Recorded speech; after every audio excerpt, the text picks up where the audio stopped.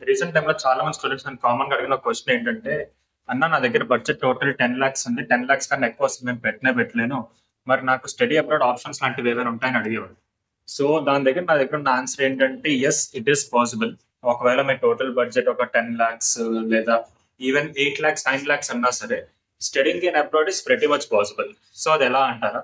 దానికోసం బేసిక్‌గా మన దగ్గర ఉన్న one of the best option ఏంటంటే స్పెయిన్. సో, స్పెయిన్‌లో ఏంటంటే టోటల్ మీకు 3 ఇయర్స్ వీసా వస్తుంది. ఆ 3 ఇయర్స్‌లో ఏంటంటే లైక్ 1 ఇయర్ వచ్చేసి మీకు స్టడీ వీసా వస్తుంది. Like which is a student visa. అది కంప్లీట్ అయిపోయిన తర్వాత నెక్స్ట్ 2 ఇయర్స్ ఏంటంటే మీకు పోస్ట్ స్టడీ వర్క్ పర్మిట్ వస్తుంది. సో, దీంట్లోనే వన్ ఆఫ్ ద అడ్వాంటేజ్ ఏంటంటే మీకు టోటల్ 1 ఇయర్ కోర్స్ ఉన్నప్పుడు లాస్ట్ 3 మంత్స్ పాటు మీకు లైక్ ప్రాక్టికల్ లైక్ మీకు ఆన్ సైట్ కంపెనీలోనే ఇంటర్న్‌షిప్ ఉంటుంది. అండ్ 90% ఆఫ్ ద స్టూడెంట్స్ ఏంటంటే అదే internship as a full time job కూడా కన్వర్ట్ చేసుకుంటారనమాట. సో, ఇది మీకు one of the biggest advantage.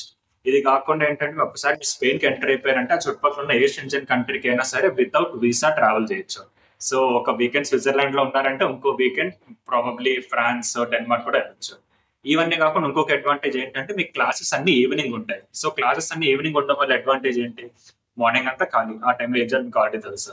And అక్కడున్న రూల్స్ ప్రకారం లీగల్‌గా ఎవ్రీ వీక్ 30 హవర్స్ పాటు మనం జాబ్ కూడా చేసుకోవచ్చు. Which is mostly part time job.